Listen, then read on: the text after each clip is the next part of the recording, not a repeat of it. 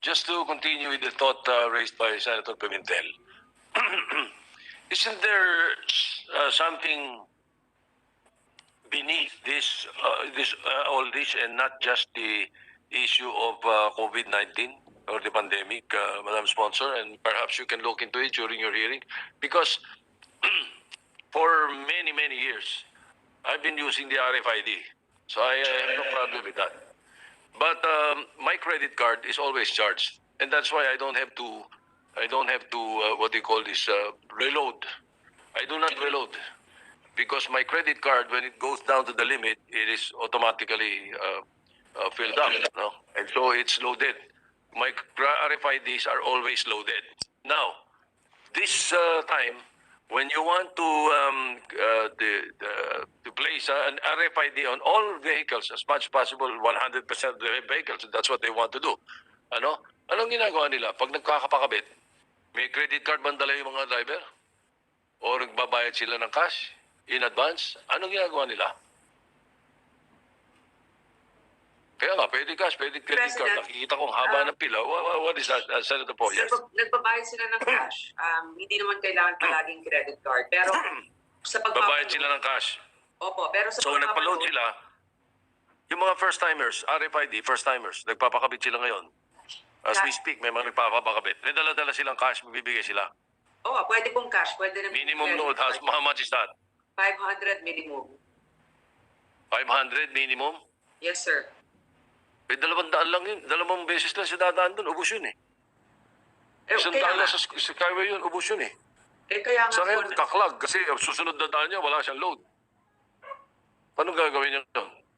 Siguro, they had to be able to balance the concern of both the public na yung mga iba na kahit isang tuka pero dumadaan doon, hindi naman kaya magpa-load in advance na napakalaki. On the other hand, tama po kayo. For convenience, mas okay kung mag-load ka na ng marami kasi ubos sa isang araw yung 500 mo. Usually, that is what they will have to do. Dahil kung hindi, araw-araw sila naglo-load, araw-araw sila pumipila dahil wala silang load or kaya makakaabala sila, wala silang load. Ang ibig sabihin na, ini-encourage sila ngayon na mag-advance payment.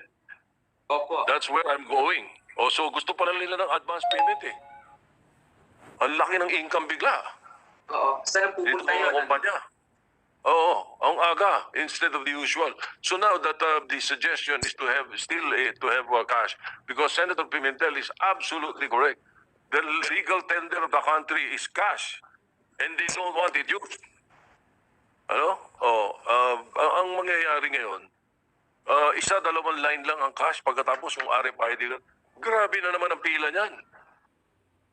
Madam Sponsor, hindi pinag-isipan ito. It's bad. They should have just stayed with the old kalahati cash, kalahati RFID. Ganun na lang dapat eh. Anyway, I hope you can bring it up during your hearings. Senator Pimentel is seeking the floor.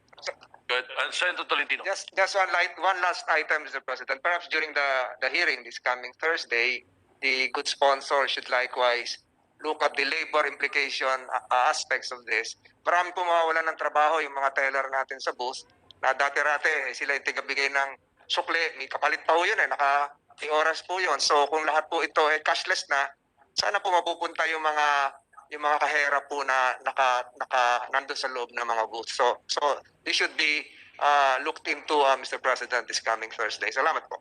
Opo, importante pong tanungin yan. Maraming salamat po sa ating kasama mula sa Cavite na ito ay kanyang pinikap. Mr. President, you're the leader. may I also be allowed to weigh in on the issue? But no question, support for our dear colleague, Senator Grace po. Very laudable her resolution. Napakaganda po nito dahil yun, nakita po natin napakahaba ng traffic, napaka-confusing yung sitwasyon. And as you say many times, Mr. President, you always use this phrase, there's many ways to skin a cat. So if you want to promote the RFID, and I'd like to ask Senator Grace po if she'll agree with me, if you want to promote the RFID use, then maybe you can open up more lanes exclusively for RFID and lessen the lanes of the cash transaction. Para yung mga tao, nakikita nila, wala talagang traffic sa RFID. Dahil napakadaming, dilipat din na dilipat din po yan. Yes. Ay, sorry Grace. Sorry, narinig pa daw. Pasensya na lang ang akin, manifestation na nga lang. But, anyway, so, yun nga po, Mr. President, di ba? And then what you can do is maybe the companies, the MVP group and the SMC group can also offer discounts. If you go RFID, may discount kayo. Di ba? Let's say, kung 100 pesos yung transaction, maging 90 pesos na lang. Pag RFID. And then yung cash is cash 100 pesos. Maraming pwedeng lumipat na dyan, Mr. President, but without closing the cashless transactions. Because there will still be people who come from the provinces, yung magbabiyahe galing ng Mindanao, na hindi naman po sila makakalagay ng RFID sa mga sasakyan nila. Kami, ni Senator Bato, Senator Coco, and Senator Bongo, and Senator Pacquiao, we represent a large population also from the Visayas and Mindanao who would like to travel to Manila. And technically, their cars will be made inoperative in these highways if they cannot have a RFID. So tama, it's a bit difficult to implement a cashless toll-way system, Mr. President. Maybe in the future, when all of our islands are interconnected with a better system of payment, system for RFIDs, then baka pwede natin magawa yan. But that being said, I also join Senator Pia Cayetano sa pag-encourage po natin na magkaroon ng RFID system. Kasi pag pumunta po tayo sa Singapore, pumunta tayo sa Hong Kong, lahat po yan RFID na. In Europe, even when you rent a car, may RFID na yung car. Sa highways ng Spain, punta ka ng England, paglabas mo ng London, may bayad. Pagpasok mo ng London, may bayad. Hindi mo na alam. Sa coaching na rent mo, meron na pala yun at sinacharge na po sa inyong credit card. So, yan na po yung modernong sistema na gusto din natin na makapili at magkaroon ng change no, sa ating mindset dito sa Pilipinas. Malaysia is also into RFID system now. And I believe Indonesia is moving that way too, as well as Vietnam. So, yun, pwede po maglagay ng less cash lanes, more RFID lanes, para sa ganun na yung mga tao ay slowly po, dahan-dahan po silang papalit sa RFID. And of course, discounts would be good also. If we pay advance payment for your RFID, bigyan po natin ng discount ang mga kababayan natin.